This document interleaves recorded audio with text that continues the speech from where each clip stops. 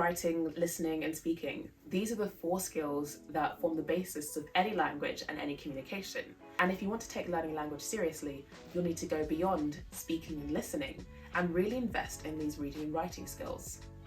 Hi, I'm Abigail. I went from pretty much 0 to working proficiency in Spanish while working full-time and learning all from my bedroom.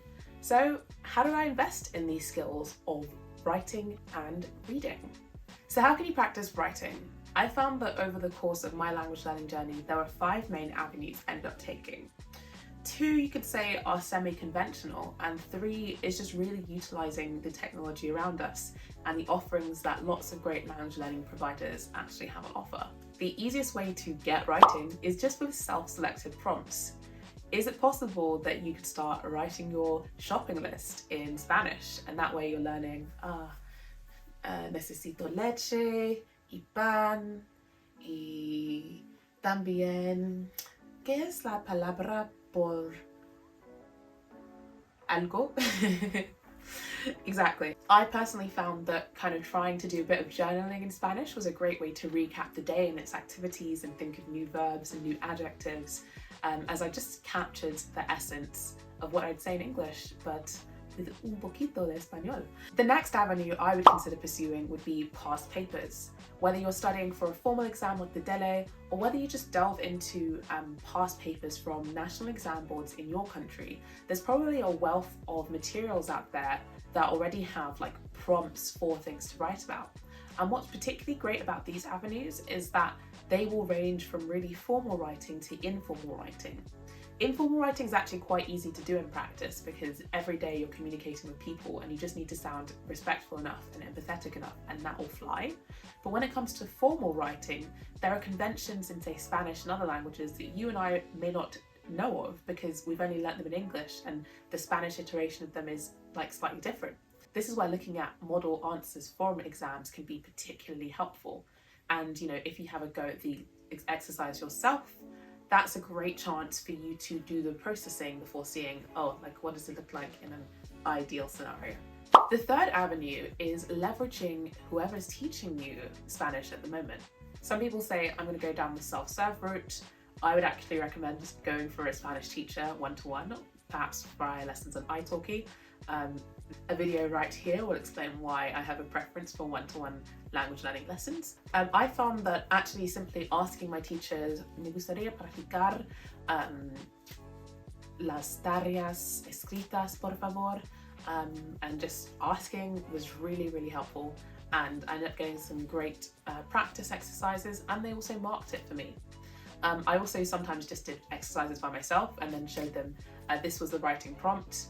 Can we go through this answer? And they corrected my grammar. So that's also an avenue that you can pursue if you've got classes with one-to-one person. Now, across the Spanish language learning community, there are a bunch of apps and websites trying to get you to engage with the language more.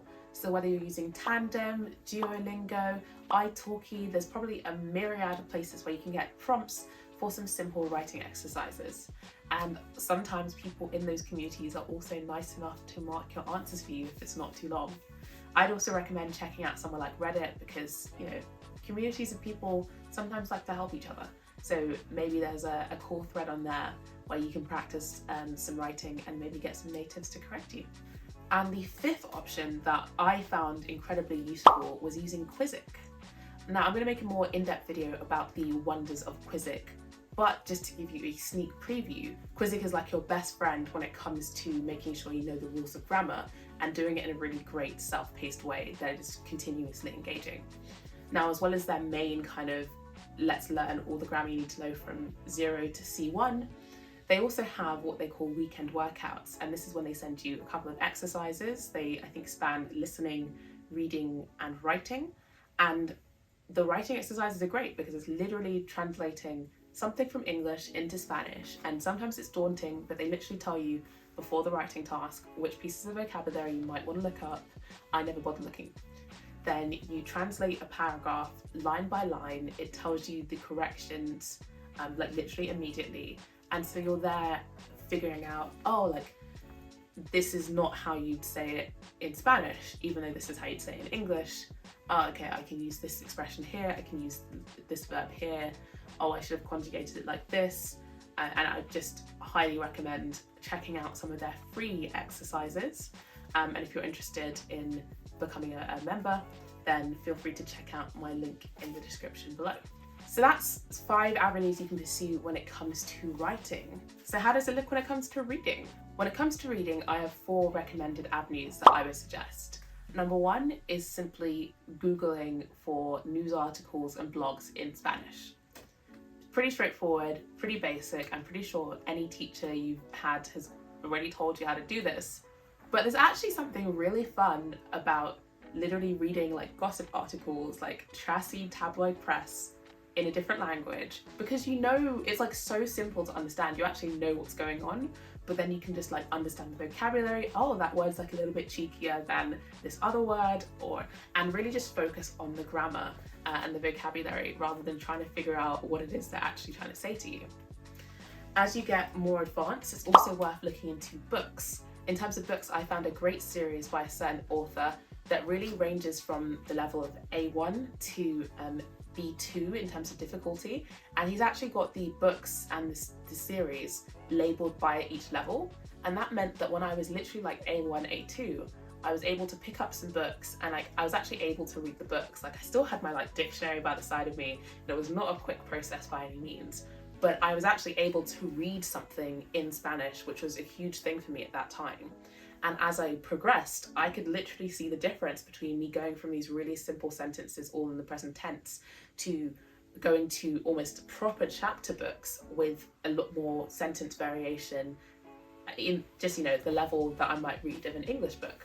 I've put the links to that author and their books into the description if you want to check them out.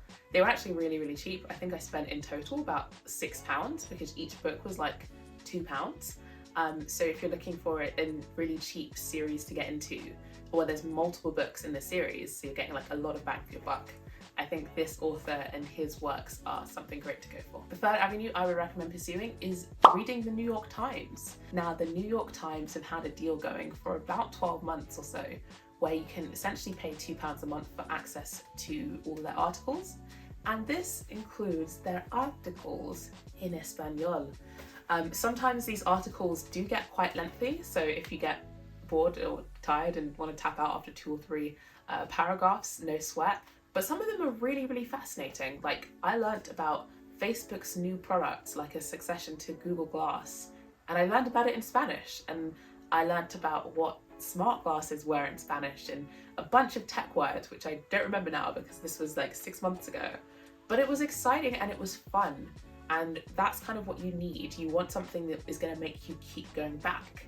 And I think part of the knowledge that knowing that you're paying for a subscription for this stuff also keeps you going back, as well as the fact that there's probably a lot of vocabulary and a lot of different topics that are kind of relevant to everyday life that you can pick up via this very easy resource. And then the final tool I'd recommend for reading is once again Kwiziq. Now, Kwiziq's reading tool is pretty cool because it just exposes you to, again, short text, and it's already arranged by the language level that you might be learning. That way you get to go straight to something that is going to be broadly accessible and yet it's still going to stretch you. And if you decided to go for a Kwiziq subscription, like, it's already completely covered. I believe they do have some free reading exercises, and really, you know, you're not spending all of your time reading, so maybe those free exercises are enough to get you going at the start before you choose to expand to other materials in your language learning journey. And please check out some of my other videos if you're keen to advance your language learning journey, and especially if you are learning Spanish. Do drop a comment down below, preferably in the language that you're choosing to learn, because it would be cool to learn something new. And as always, adios y hasta pronto. Thanks for watching. The YouTube algorithm thinks that you might like these videos, so why not check them out?